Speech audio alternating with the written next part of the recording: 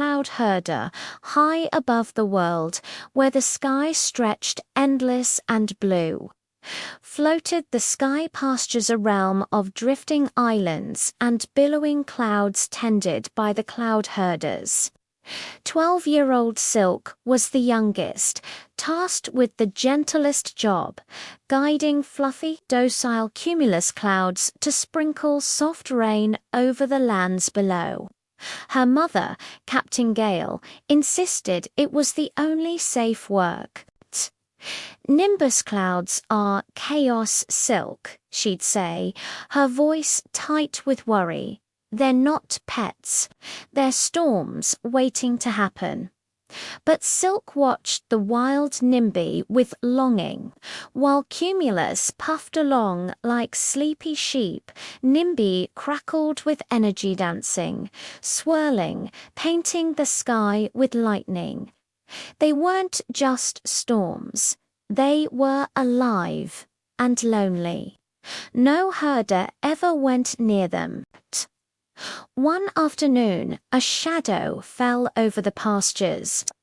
Not a clouder nimbus, but unlike the usual small skittish ones, this was colossal, bruised purple and black, rumbling with deep, sorrowful thunder. It drifted dangerously close to the mainland, where villages huddled in its path. Panic rippled through the herders. "It'll drown the coast," cried one.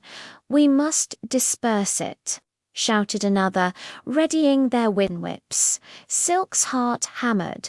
She saw past the fury, the way the nimbus shuddered, how its lightning flickered like nervous sparks. It wasn't angry, it was scared. Ignoring her mother's shouts, Silk leaped onto her sky skiff, a small glider woven from dandelion fluff and spider silk.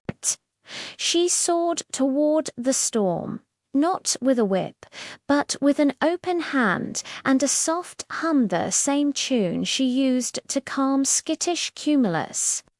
The nimbus roared, lashing out with a whip of wind that nearly tossed Silk into the void. Rain stung her face like tears. But she held her ground, singing louder, pouring all her own fears of failing, of disappointing her mother, of being too small into the melody. Suddenly, the storm stilled. A single, curious tendril of cloud drifted toward her. Silk reached out and touched it, cold, electric, and trembling. Inside the cloud, she sensed it. The nimbus wasn't trying to destroy. It was lost, separated from its herd during a great skyquake. It had drifted alone for weeks, its fear and loneliness swelling into a tempest no one dared approach. "You're not alone anymore," Silk whispered, her voice barely audible over the rumble.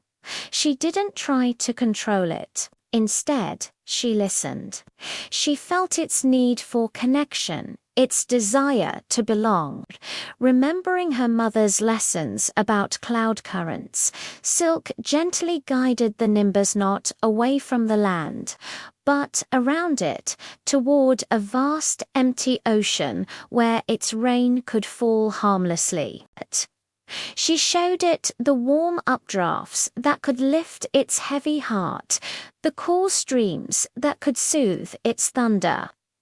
Slowly, miraculously, the purple-black clouds softened to deep indigo, then silver.